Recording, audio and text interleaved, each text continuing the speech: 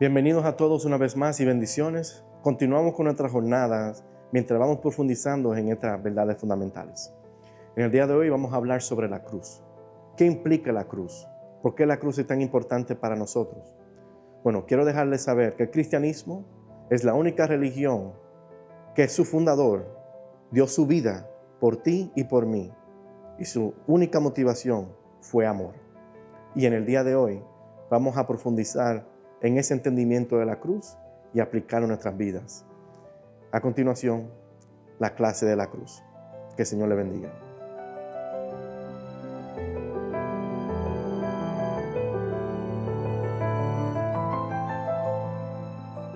La clase anterior nosotros hablamos sobre la razón por la cual Jesús es la persona a la cual nosotros seguimos.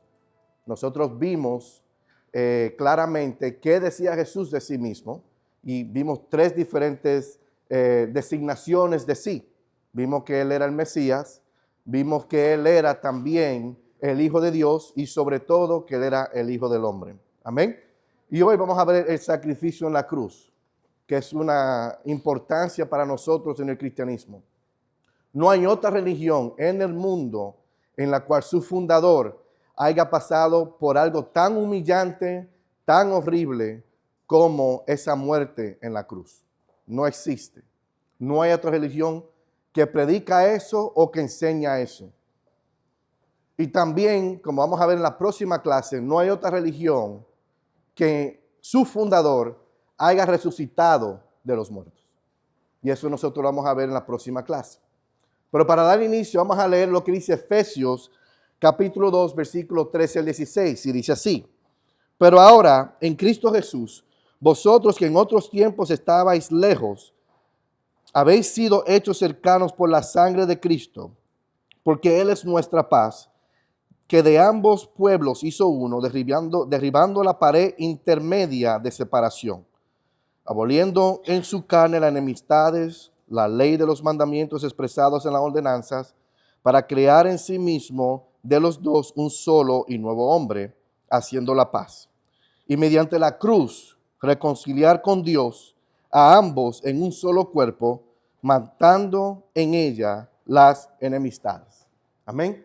Mucha información que nos trae Pablo en su carta a los Efesios, pero ahora de aquí podemos sacar diferentes conclusiones que tienen que ver por qué el sacrificio de la cruz es tan importante. Pero la primera pregunta que tenemos que hacer, o la pregunta de tesis para nosotros en esta mañana, es la siguiente: de tantas formas de morir, ¿por qué la cruz? ¿Por qué la cruz? Es tanto así que hasta podemos decir que Jesús, cuando Él decía en el Getsemaní: Señor, pasa de mí esta copa, pero que se haga tu voluntad y no la mía. En sí Él no estaba pidiendo no morir porque Él sabía que Él tenía que venir. Él vino a ser sacrificado. Pero Él lo que estaba buscando era quizás si hay otra forma en la cual yo puedo morir, Señor, elige esa. ¿Por qué? Porque la muerte en la cruz en aquel tiempo era una de las muertes más dolorosas y más vergonzosas que existía y extremadamente humillante. No había otra muerte. En la palabra, en inglés, hay una palabra que se dice excruciating pain. Esa palabra excruciating viene de la raíz de cruz, cross. Los romanos habían desarrollado esta forma de muerte y fue tan exitosa desde el punto de vista de ella que la gente ya le había dado una categoría a un dolor extremo que ellos decían que era excruciating, que era de ese nivel de cruz. Para profundizar un poco más, los romanos eran excelentes en llevar a cabo una muerte en la cruz. Todo aquel que era colgado en una cruz moría. Todo. Nadie quedaba vivo. No hay nadie en la historia que haya quedado vivo en la muerte de una cruz. No lo hay y no lo existe. Usted puede, y los reto a cualquiera que haga sus investigaciones para que vean que en sí el romano sabía y entendía claramente cuál era la forma más adecuada para llevar a cabo una tortura, algo humillante, algo que cause completamente una cantidad de dolor y encima de eso que termine a la persona. ¿Y cómo morían las personas? Morían asfixiados, porque no podían aguantar el oxígeno porque estaban colgados, y al estar colgados, la gravedad alaba el cuerpo hacia abajo, cancelaba o prevenía las respiraciones de la persona, y en ese momento de angustia y de dolor también morían asfixiados. Amén. Esa era la forma de ellos morir. También le quebraban si querían que fuera una muerte más rápida.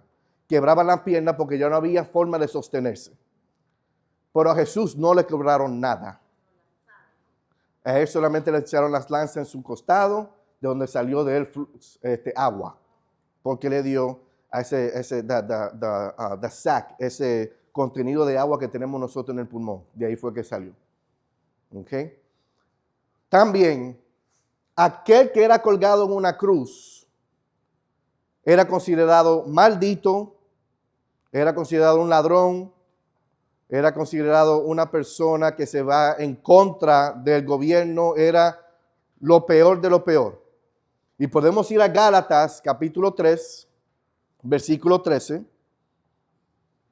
donde podemos leer de esta forma. Cristo nos redimió de la maldición de la ley, hecho por nosotros maldición. Porque como está escrito, maldito todo el que es colgado en un madero.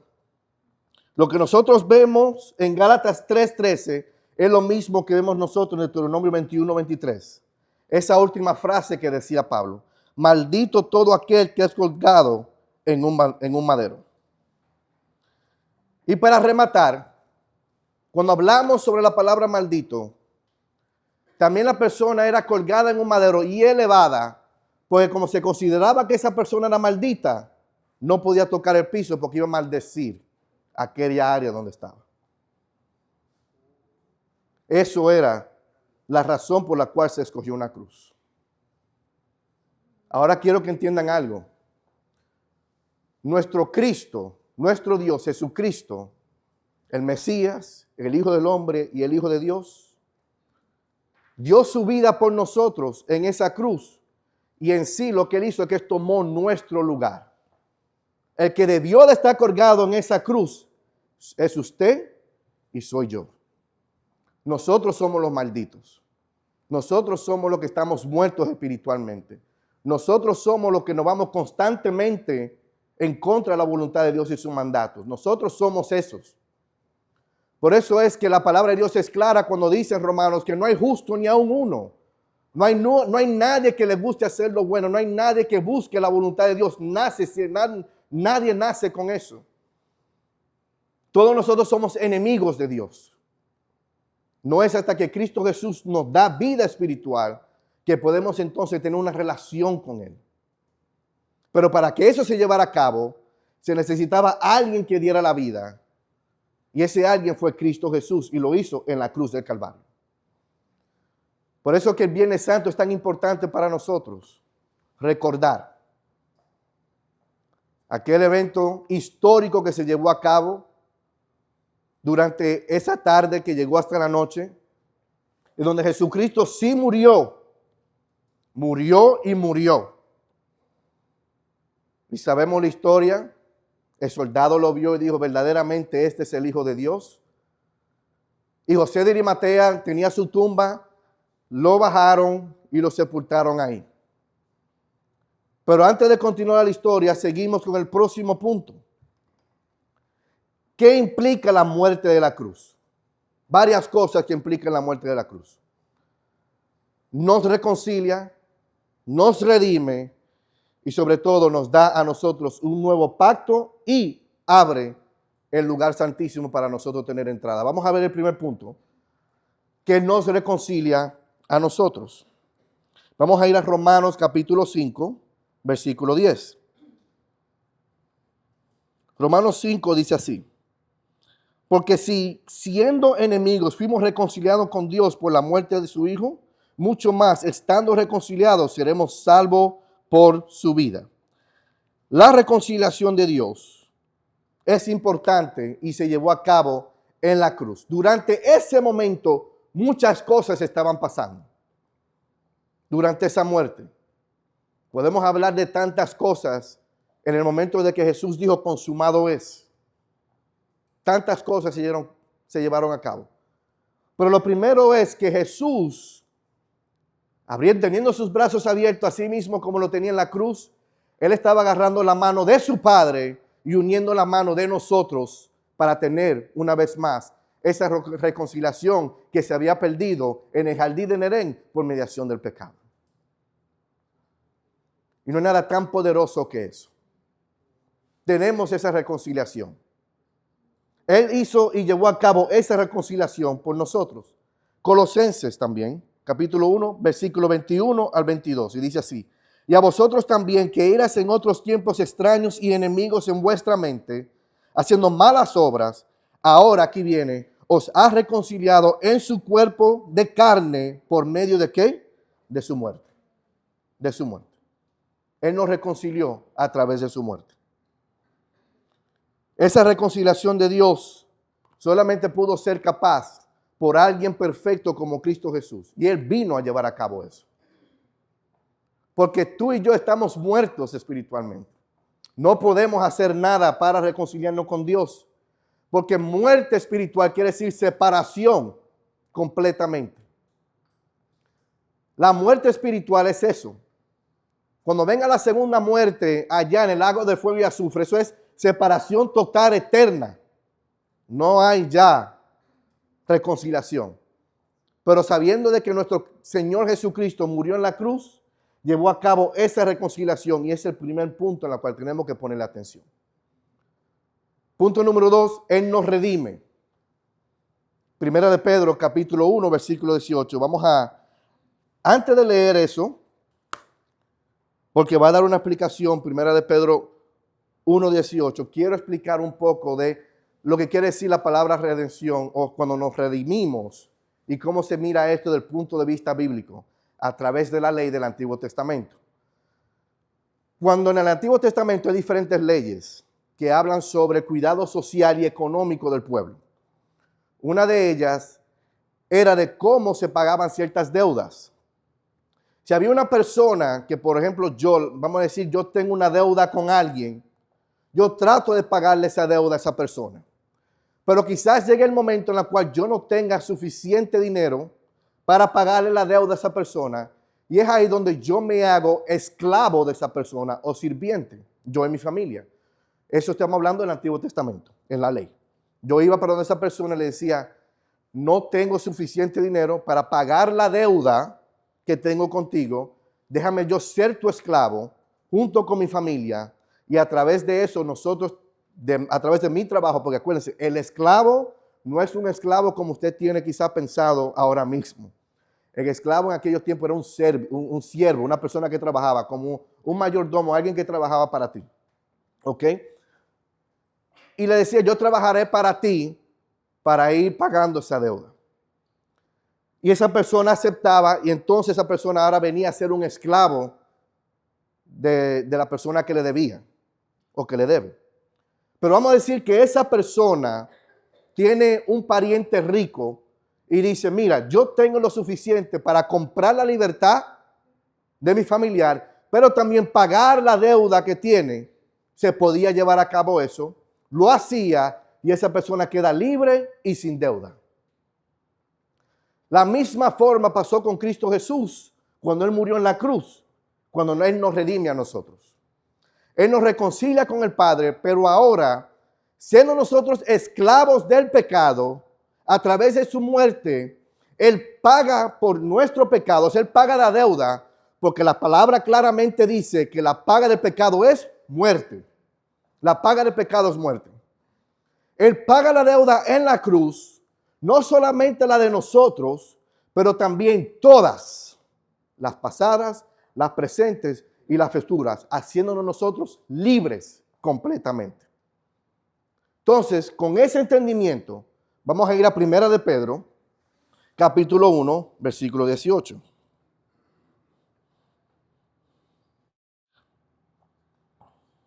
Que dice así: Sabiendo que fuisteis rescatados de vuestra vana manera de vivir. Y aquí vienen, no con cosas corruptibles, como el oro y la plata. Aquí nadie pagó físicamente con dinero, ¿ok? Tu redención. Sino con ¿quién? Con la sangre preciosa de Cristo Jesús. Como de un cordero sin mancha y sin contaminación. Eso fue lo que se llevó a cabo en la cruz. Él pagó por nosotros con su sangre. Él la redimió. Cuando habla de que un cordero sin mancha y sin contaminación, era que en el antiguo sistema de perdón de pecados o la ley, para cada pecado que se llevaba a cabo, se tenía que llevar o una ofrenda o llevar a cabo un sacrificio. En otras palabras, alguien tenía que pagar por las cosas que tú hacías.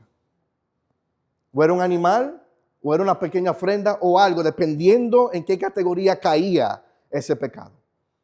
Y un día al año, en el año de expiación, o en el día de expiación, lo que nosotros conocemos como Yom Kippur, ¿ok? Que muchos de los que van a la escuela ese día se los toman libres los niños en la escuela, porque es un día donde se celebra esa expiación por los pecados, perdón por los pecados. Durante ese momento, el sumo sacerdote entraba al lugar santísimo una vez al año para el perdón de los pecados del pueblo. Y ese proceso era tan delicado que el sumo sacerdote tenía que hacer ciertas cosas. Tenía que purificarse él mismo. Tenía que ponerse sus ropas sacerdotales. Número 3, tenía que ponerse cascabeles alrededor de él para que cuando entrara al lugar santísimo, la gente escuchara los cascabeles y si lo escuchan, dice, el hombre está vivo todavía no le ha caído la ira de Dios. Y encima de eso entraba con una soga amarrada en el tobillo, porque si uno deja de escuchar los cascabeles, había que jalarlo hacia afuera, o alarlo, perdón. Jalarlo en dominicano. Gracias, varón. Un par de nosotros entendimos. Había que alarlo por el tobillo, porque ya había caído. Entonces era el sistema que existía antes, pero esa muerte en Cristo Jesús permitió de que se abriera el lugar santísimo para así nosotros tener esa libertad de entrar hacia ¿dónde? Hacia el Padre. Mi hermano, una de las cosas que yo le enseño a los pacientes de cáncer constantemente es la oración. Yo le digo, usted tiene que orar, porque el orar tiene ciertas cosas. Es siempre trascendental, uno lo puede hacer en cualquier momento y a cualquier hora y de cualquier forma, le digo yo, porque es un cuidado espiritual, no es un ministerio evangelístico. De ahí yo hablo con diferentes tipos de personas, con diferentes tipos de fe. Se puede hacer en la mañana, en la tarde y en la noche, no importa. Y yo puedo decir eso con garantía, porque cuando Cristo murió en la cruz, Él abrió el lugar santísimo, queriendo decir que yo puedo entrar a su presencia en cualquier lugar, a cualquier hora y cuando se disponga, porque Dios siempre está dispuesto. Amén. Y el espíritu siempre está dispuesto. La palabra es clara. El espíritu está dispuesto, pero la carne es débil. Amén. Y esa abertura al lugar santo, y podemos hasta el lugar santísimo, me habla de que puedo estar juntamente en el trono de la gracia. En sí, Pablo, en su carta a los Efesios, claramente él dice que tú y yo estamos sentados juntamente con Cristo Jesús, porque estamos unidos en Él. Amén. Porque Él nos reconcilió. Y sobre todo, Él selló un nuevo pacto. Vamos a ir a Hebreos. Hebreos capítulo 9 es un capítulo bien interesante, porque habla de un contraste entre el Antiguo Testamento, la antigua ley y el nuevo pacto. Amén. Cuando hablamos de que Él selló en nosotros un nuevo pacto, es que hay un mayor pacto. Cuando nosotros leímos Efesios capítulo 2, 13 al 16, ¿okay?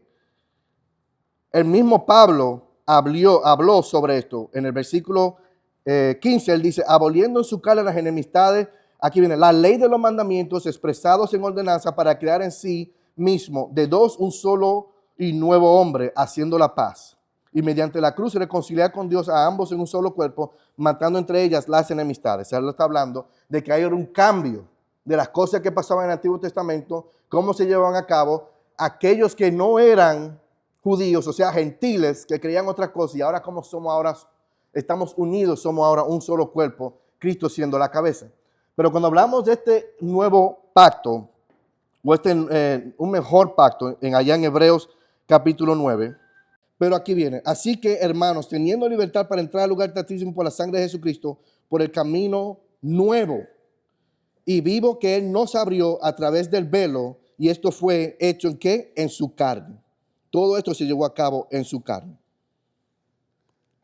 No hay un mayor pacto que este nuevo pacto. ¿Por qué? Porque el sistema antiguo era un sistema basado en sacrificios, en obras, en las cosas que puedo hacer externamente para tratar de cuidar aquello que está interno. Pero lo que pasa es que por más que tú llevabas a cabo esos sacrificios, la condición del hombre internamente todavía seguía cargada. Era así. Cristo mismo lo habló en el Sermón del Monte. Cuando hablamos durante la clase pasada, de que Cristo, ¿por qué decía Cristo de sí mismo? Una de las cosas que nosotros vimos es que Cristo vino a revisar la ley. Él tenía la autoridad para revisar la ley. Y una de las cosas que él dijo cuando él tenía que revisar la ley era lo siguiente: cuando él está hablando sobre un contraste entre las leyes del Antiguo Testamento y lo que él trae. Él decía así, por ejemplo: ustedes han leído, ¿en dónde? En la ley, no matarás. Pero si ya tú lo pensaste en tu corazón, ya tú cometiste el acto.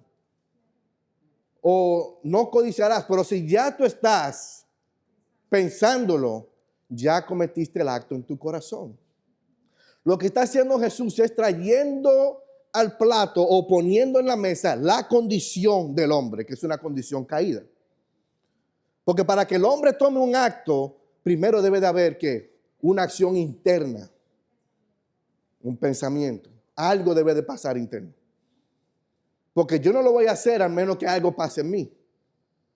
Y Cristo trae eso al plato, Él revisa esa ley o trae eso como upgrades, para ponerlo así, para profundizar, porque no lo estaban enseñando los fariseos, que eran los líderes religiosos.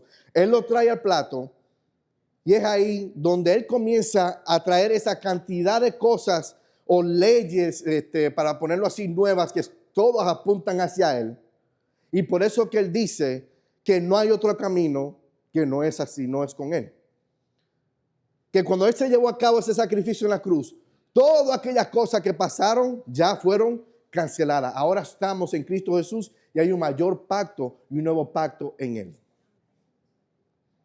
Y no hay nada mejor que saber que ahora no tenemos que cargar con los pecados, con la culpa, con el temor y de estar haciendo un sistema de sacrificio, porque eso como que no hay libertad en eso, si usted se pone a pensar. Pero que ahora sí somos libres en Cristo Jesús, porque Él nos reconcilió, Él nos redimió, Él no solamente que abrió ese lugar santísimo, pero también Él nos sella a nosotros con ese nuevo pacto. Y eso es algo que tenemos que entender.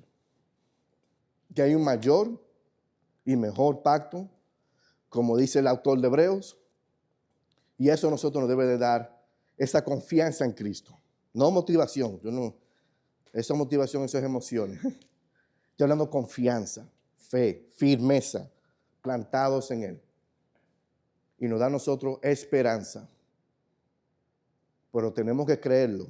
Y a través del Espíritu Santo se puede llevar a cabo. Amén. Y eso fue lo que pasó en la cruz. Por eso que el sacrificio en la cruz es tan importante.